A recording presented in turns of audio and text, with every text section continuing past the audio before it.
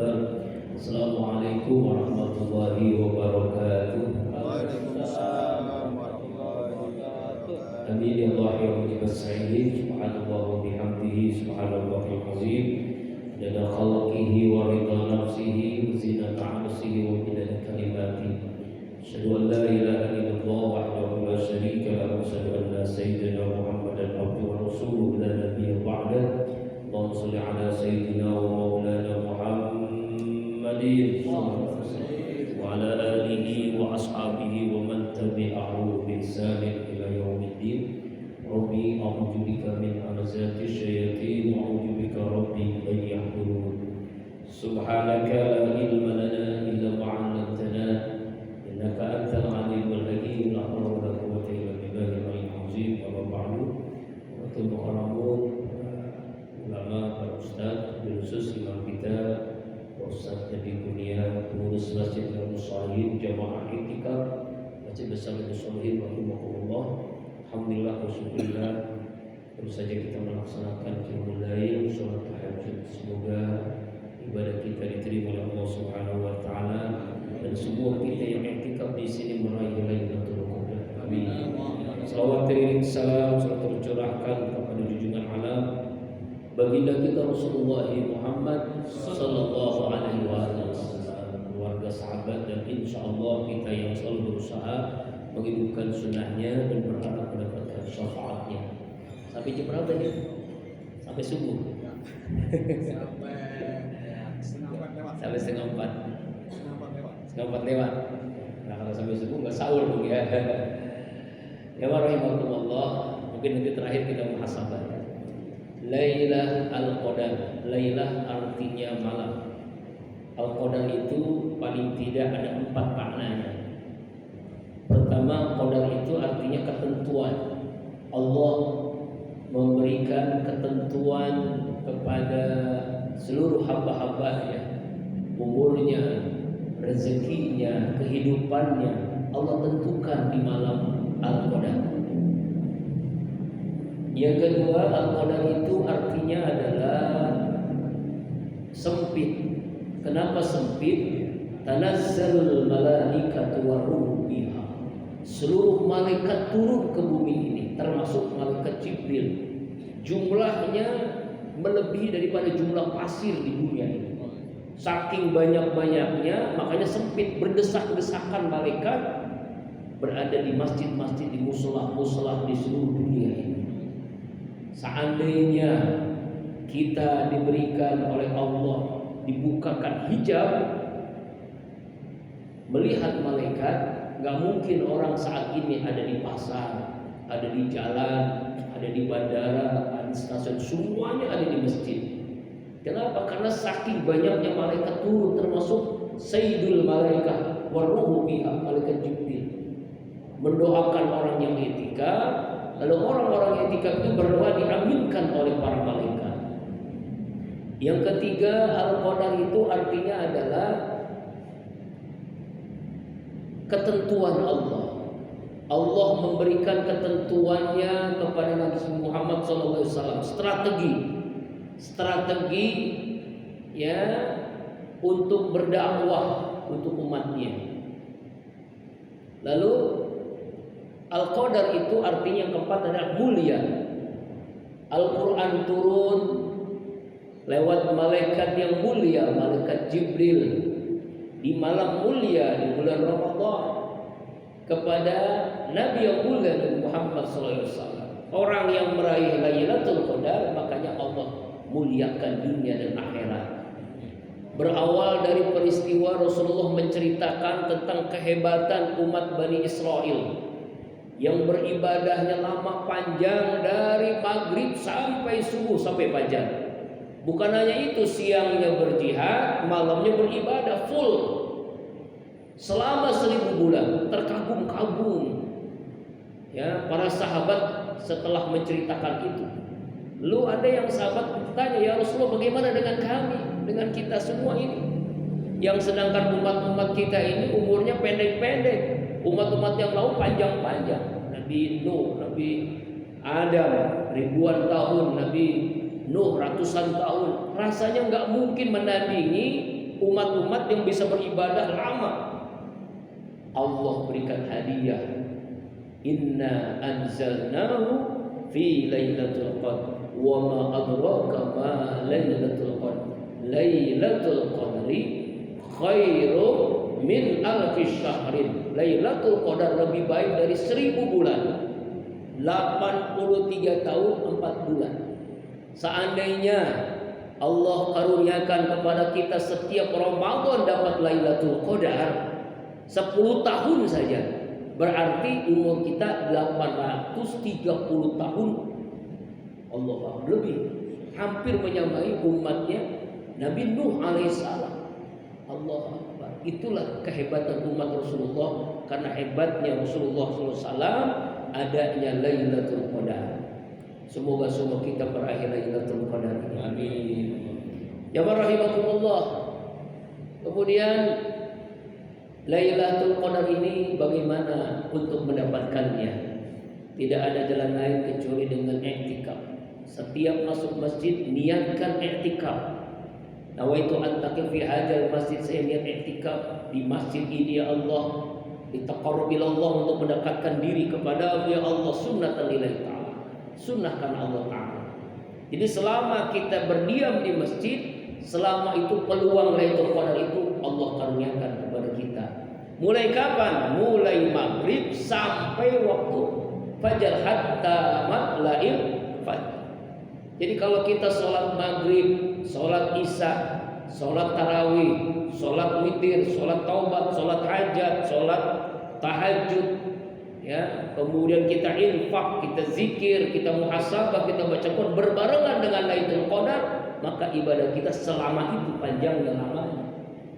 Kita sholat maghrib 3 rakaat selama 83 tahun 4 bulan kita sholat maghrib terus.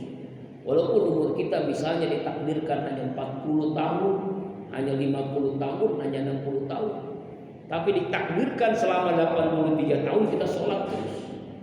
Sholat isya, kita sedekah misal walaupun 1000 rupiah misalnya, maka dicatat selama 83 tahun 4 bulan kita bersedekah. Nah itulah hebatnya. Kapan turunnya Lailatul Qadar ini dirahasiakan oleh Allah Subhanahu wa Ta'ala. Tetapi Rasulullah SAW menyatakan di 10 akhir Ramadan, mobil khusus di tanggal-tanggal yang ganjil. Cuma tanggal ganjilnya menurut siapa? Menurut Allah. Bisa jadi menurut kita malam ini ganjil, tapi menurut Muhammadiyah kan genap. Betul kan? Berarti kan Idul Fitri besok. Wallahu alam kalau kita tinggal tunggu aja sidang isbatnya. Kalau sidang isbat tidak ketemu hilal bulan, berarti menggenapkan hari Kamis kita Idul Fitri. Nah kan, kita tunggu aja keputusannya. Artinya adalah kapan tanggal ganjil, kapan tanggal genap, menurut Allah, bukan menurut prediksi dari istihadnya Muhammadiyah atau istihadnya NU. Karena semuanya bisa mengklaim ganjil malam ini, di sana genap begitu kan.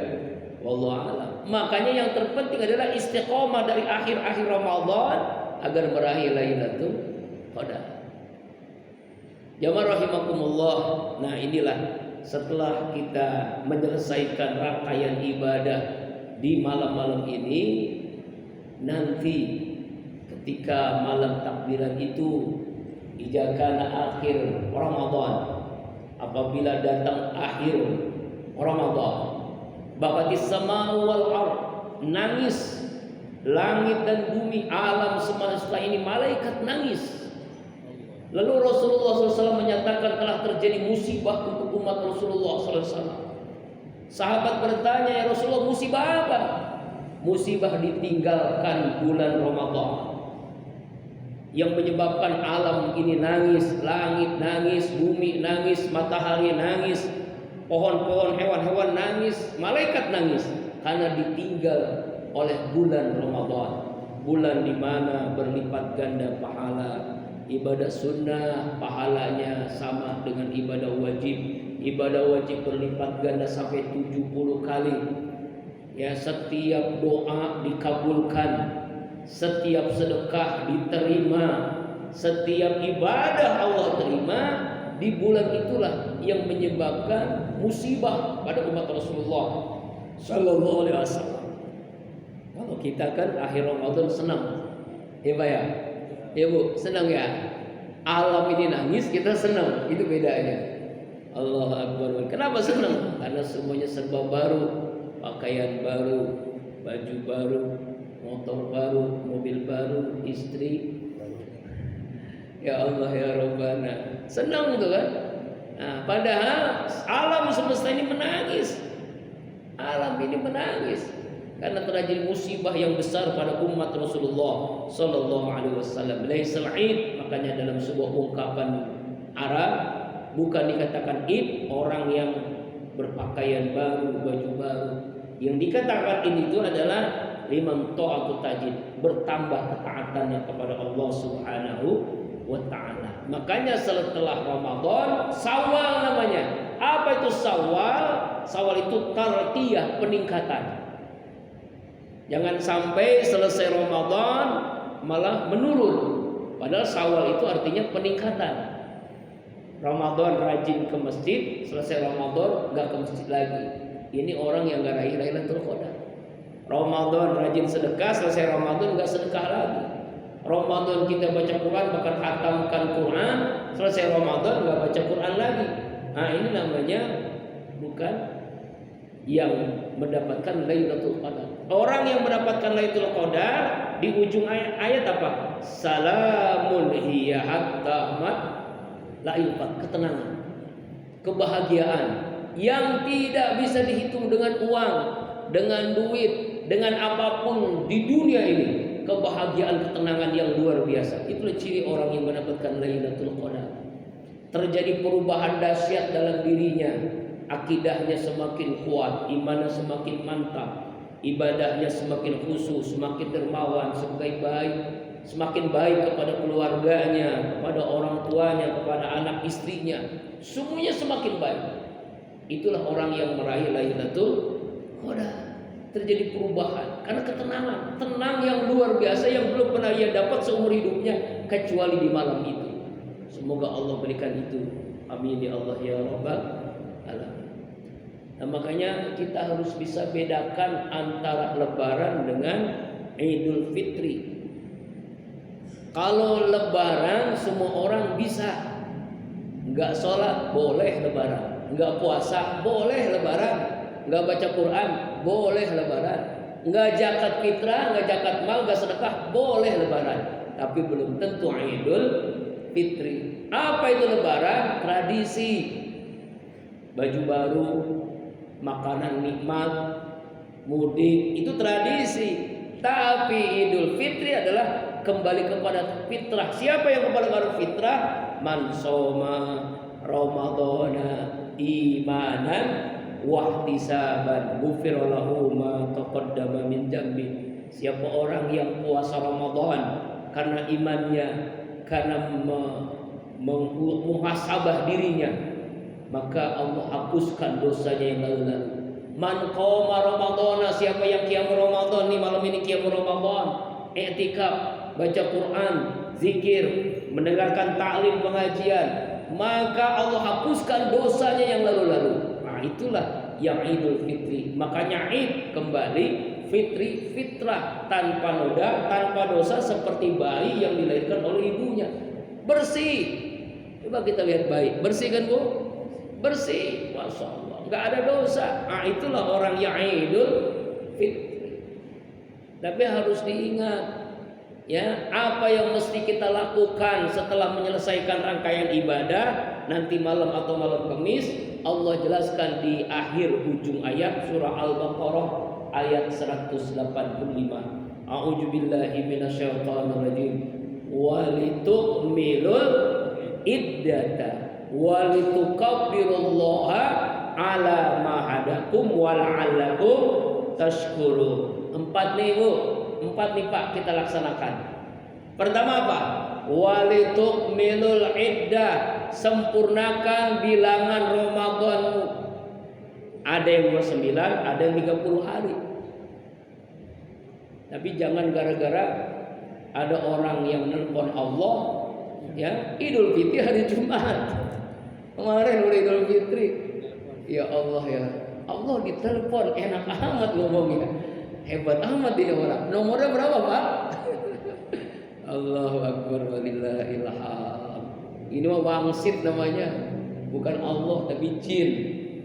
Ya, kalau untuk diri sendiri nggak masalah. Ini umatnya banyak yang ngikutin. Ya Allah, sholat Id rame-rame hari Jumat kemarin. Allahu Akbar walillahil hamd. Ini caranya bagaimana itu ya? Nah, nggak boleh begitu. Walitukmilul iddah, sempurnakan bilangan Ramadanmu. Apa dengan cara apa? Sumu li ru'yatihi waqtiru li ru'yatihi. Puasalah karena melihat bulan, ya. Berbukalah karena melihat bulan. Idul Fitri karena melihat bulan. Ya, kenapa bisa berbeda istihad Muhammadiyah dengan istihad NU dan seterusnya? Karena memang istihad, hasil istihad beda dalam persennya itu. Kalau 0,1 Muhammadiyah itu udah masuk tanggal bulan. Kalau menurut itu 0,4 kalau tidak salah. Ya kan? Itu yang menyebabkan terjadi perbedaan. Sama ru'yatul hilalnya, sama hisabnya, cuma perbedaan dalam penentuan persennya. Itu juga menentukan akhirnya. Tapi itu hasil istihad, dua-duanya benar. Yang enggak benar yang tadi itu. Yang telepon Allah hari Jumat sudah Idul Fitri. Nah, itu enggak benar. Jangan diikut-ikutin ya Pak ya. Walitukmilul iddah, sempurnakan bilanganmu. Setelah itu apa yang kita lakukan? Yang kedua, walitukabirullah, bertakbir. Apa itu? Takbiran. Mulai kapan? Mulai sudah ditentukan ketok palu bahwa tanggal 1 Syawal masuk mulai maghrib ini. Kita takbiran. Inilah kita pemandangan takbir. Jadi malam Idul Fitri bukan petasan, bukan kembang api, bukan tawuran, tapi takbiran. Di mana? Di masjid, di rumah, di musola, di jalanan. Kita syiarkan takbir. Allahu Akbar, Allahu Akbar, Allahu Akbar. Kita besarkan Allah, kecilkan diri. Besarkan Allah, kecilkan nafsu. Besarkan Allah, kecilkan dunia. Besarkan Allah, kecilkan itu pakaian baru, baju baru, makanan, kecilkan. Yang besar hanya Engkau ya Allah. Karena Engkau ya Allah hamba berpuasa. Karena Engkau ya Allah hamba melaksanakan rangkaian ibadah di bulan Ramadan ini. Makanya takbiran. Takbiran. Bung Tomo, kalimat apa untuk membangkitkan semangat arek-arek Surabaya? Allahu Akbar.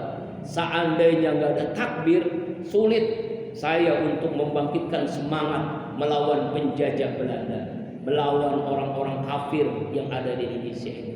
Takbiran. Yang ketiga apa yang kita lakukan setelah takbiran? Ya, alama hadakum hidayah.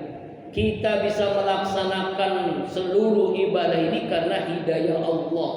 Kita Islam pun karena hidayah Allah. Hidayah ini yang paling mahal. Intan permata yang paling mahal adalah hidayah. Ada anak Nabi kalau nggak dapat hidayah dia kafir. Nabi Nuh, Kan'an namanya. Diajak oleh Nabi Nuh, yuk anakku semuanya masuk ke kapal karena akan terjadi banjir besar. Semuanya masuk. Anaknya nggak mau diajak. Itulah hidayah. Jangan, nggak apa-apa. Saya tidak akan tenggelam, orang ayahku Abi. Saya tidak akan tenggelam. Saya akan naik ke gunung yang paling tinggi. Akan selamat. Nggak mungkin ini banjir sampai ke melelapkan, ya, menenggelamkan saya. Sombong dia. Diajak oleh ayahnya, tapi tidak bisa dapat hidayah Allah. Tuh anak Nabi gak dapat hidayah. Ada istri Nabi gak dapat hidayah. Istri Nabi Lut alaihissalam. Nabi Lut hijrah menyelamatkan diri karena akan terjadi gempa yang sangat dahsyat, musibah ajab Allah yang sangat dahsyat, karena kaumnya adalah kaum yang homoseksual, kaum yang Lut, yaitu kaum yang suka pantat, ya. Auzubillahi min dzalik. Ya kan? Tuh. Ya, itu istri Nabi Lut yang memberitahukan ada malaikat yang akan menghancurkan itu. Tidak mau diajak untuk hijrah. Tidak mau dia. Istri Nabi nggak mau. Allah pun ajak. Siapa lagi? Ayah Nabi. Nabi Ibrahim alaihissalam mengajak umat supaya menyembah Allah. Ayahnya sendiri, bapak sendiri bikin patung, bikin berhala untuk disembah oleh Namrus dan rakyatnya. Tuh. Ayahnya Nabi yang paman Nabi kita Muhammad sallallahu alaihi wasallam, Abu Lahab, Abu Jahal dan abu-abu yang lain. Paman Nabi. Alhamdulillah kita bukan anak Nabi, bukan istri Nabi, bukan ayah Nabi, bukan paman Nabi. Keponakan juga bukan ya. Tapi alhamdulillah Allah kasih hidayah. Inilah harus dijaga hidayah ini. Wala tamutunna illa wa antum muslimun. Janganlah kalian mati kecuali dalam keadaan muslim. Inilah hidayah. Ini yang paling mahal, yang harus kita syukuri. Bertakbir kepada Allah Subhanahu wa ta'ala, sempurnakan bulan Ramadan takbiran, lalu kita syukuri Allah karuniakan hidayah. Jangan sampai terlepas dari diri kita hidayah Allah. Kita bisa malam ini i'tikaf, kita bisa sholat tahajud, kita bisa baca Al-Quran, istighfar, zikir, karena Allah karuniakan hidayah. Apalagi yang kita lakukan? Kita bersyukur kepada Allah karena nikmat itu. La'allakum tashkurun. Syukuri, bersyukur kepada Allah karena inilah yang paling mahal. A'udzubillahi minasyaitonir rajim. La in syakartum la'azidannakum wa la in kafartum inna adabi lasyadid. Jika kalian bersyukur maka aku tambah. Jika syukur lagi tambah lagi, syukur lagi tambah lagi. Semoga Allah teruskan tambah nikmat-nikmatnya. Allah sampaikan kita sampai terus masuk Ramadan tahun-tahun berikutnya. Amin ya Allah ya Rabbal alamin. Subhanallah walhamdulillah wa la ilaha illallah wallahu akbar. Subhanallah walhamdulillah wa la ilaha illallah wallahu akbar. Subhanallah walhamdulillah wa la ilaha illallah wallahu akbar. Lalu apa sikap hidup kita setelah ditinggalkan Ramadan? Yaitu sebuah hadis Rasulullah SAW berdoa kepada Allah. Malaikat Jibril berdoa lalu diaminkan oleh Rasulullah SAW. Ini terjadi setelah khutbah Idul Fitri. Jadi Rasulullah khutbah lalu mengucapkan kalimat amin, amin, amin, amin 3 kali. Sahabat selesai amin 3 kali itu bertanya-tanya, ya Rasulullah, enggak biasanya engkau selesai khutbah mengucapkan kalimat amin 3 kali? Amin, amin, amin. Ada apa ya Rasulullah? Hai sahabat-sahabatku, baru saja malaikat Jibril berdoa kepada Allah, lalu ku aminkan doanya. Bu, yang berdoa malaikat Jibril, yang mengaminkan Rasulullah SAW, Sayyidul Malaikat, pimpinan para malaikat, Sayyidul Anbiya wal Mursalin, pimpinan para nabi dan rasul yang mengaminkan. Kira-kira ilokan, gitu. Ilokan doanya meleset? Nggak mungkin doanya meleset, karena yang berdoa Allah, yang berdoa malaikat Jibril, yang mengaminkan Rasulullah, nggak mungkin meleset. Apa doanya? Ya Allah ya Rabb, jangan kau terima puasa Ramadan, tarawih, tadarus, i'tikaf, zakat fitrah, zakat mal, sedekah, kebaikan-kebaikan yang ia lakukan di bulan Ramadan. Anak yang durhaka kepada orang tuanya. Amin. Nah, hati-hati nih Bapak Ibu. Ya, jangan sampai ibadah kita sia-sia, ditolak sama Allah.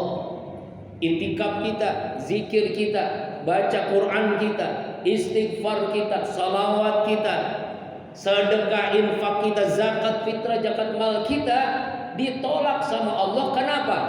Karena menjadi anak yang durhaka kepada orang tua. Nauzubillahi min. Ingatlah ridallah fi ridal walidain wa sukhtullah fi sukhtil walidain. Ridho Allah tergantung ridho orang tua kita. Murka Allah tergantung murka orang tua kita. Ada pertanyaan, Ustadz, bagaimana cara berbakti saya kepada orang tua saya? Orang tua saya sudah meninggal dunia, bagaimana caranya? Lalu Rasulullah SAW, sebagaimana diriwayatkan, ada sahabat yang sama dengan pertanyaan tadi.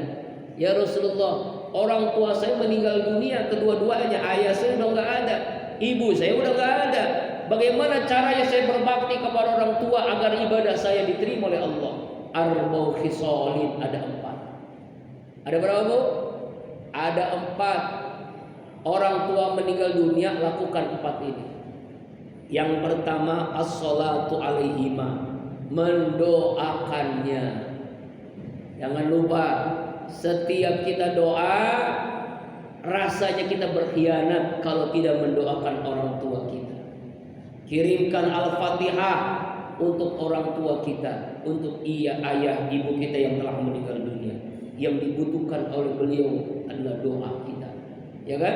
Ijamat tabnu Adam in qata'alamu ila min salasin sadaqatun jariyah au ilmu aw waladun shalihun, doain.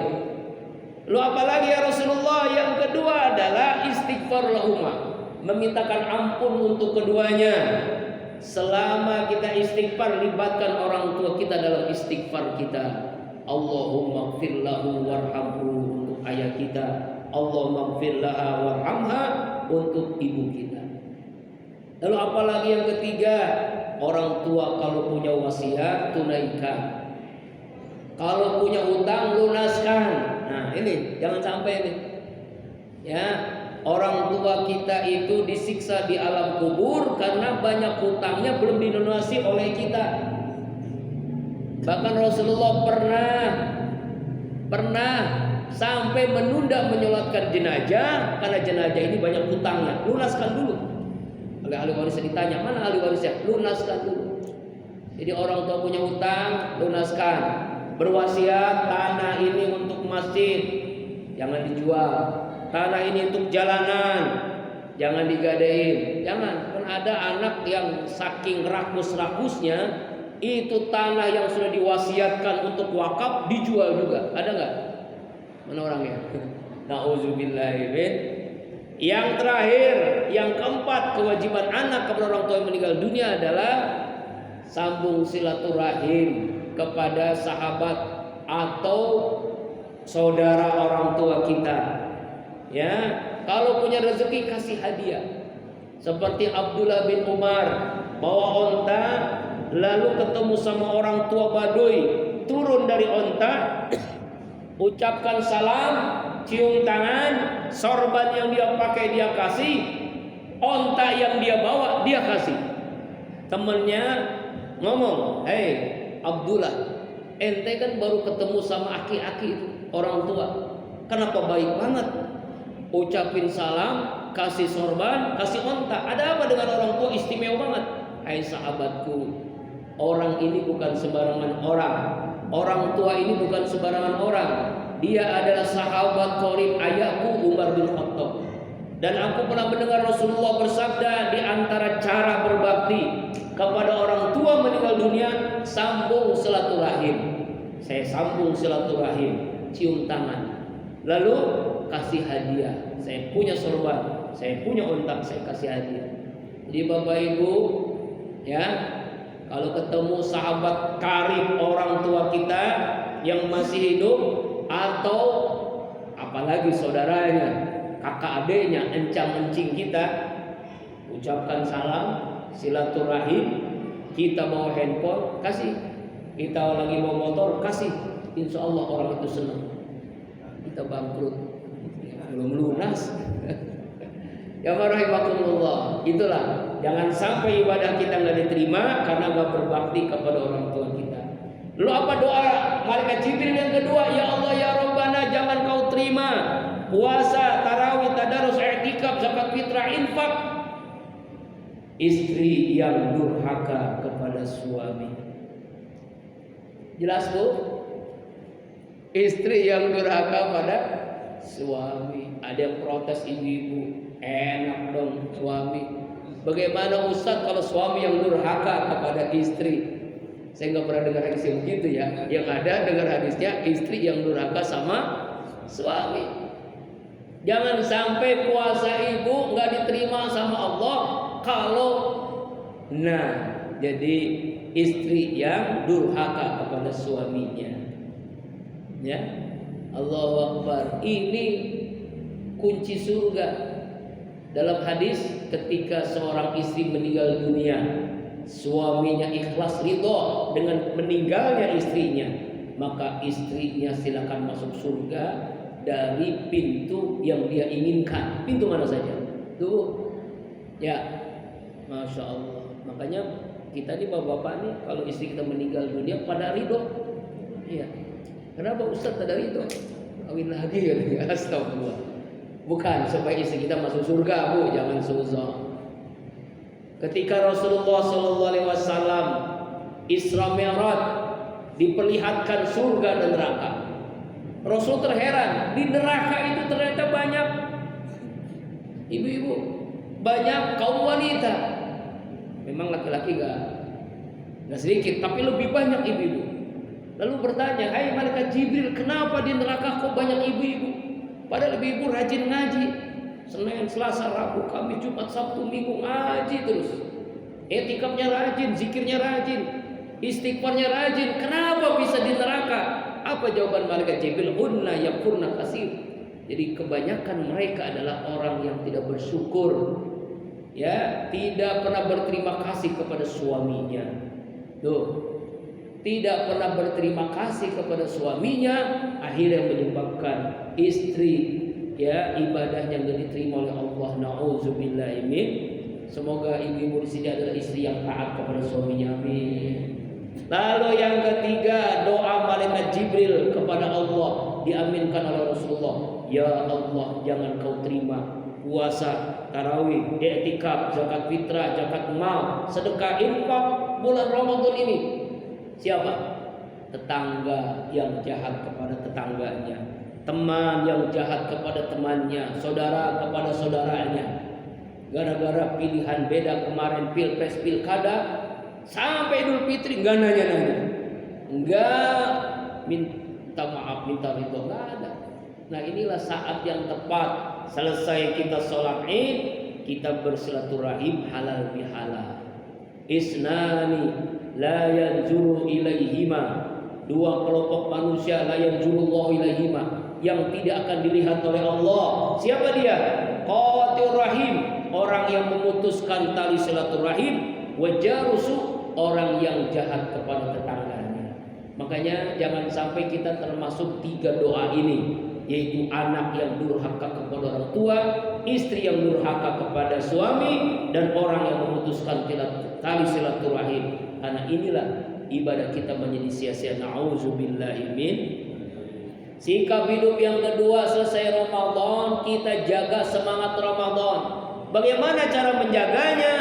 Rasulullah SAW bersabda, man soma Ramadana summa adbasitan bin Shawwal kasawmi yaumud dahr. Siapa orang yang puasa Ramadan, selesai Ramadan dia puasa 6 hari di bulan Syawal.